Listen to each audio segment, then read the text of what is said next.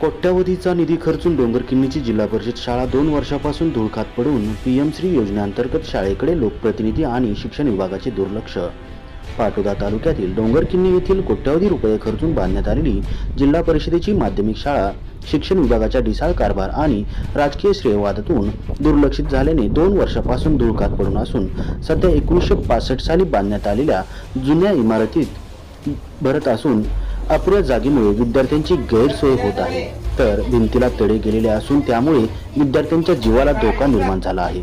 शाळेसाठी आवश्यक संरक्षण भिंत, पिण्याचे पाणी, वीज पुरवठा, संगणक प्रयोगशाळा, ग्रंथालय आदीसाठी आवश्यक निधीची तरतूद करून उर्वरित काम तातडीने पूर्ण करून नवीन जागेत स्थलांतरित करण्यात यावे, अशी मागणी सामाजिक कार्यकर्ते डॉक्टर गणेश ढोळे, लिंबा गणेशकर यांनी निवासी उपजिल्हाधिकारी शिवकुमार स्वामी, मुख्य कार्यकारी अधिकारी जिल्हा परिषद बीड, शिक्षण अधिकारी माध्यमिक जिल्हा परिषद बीड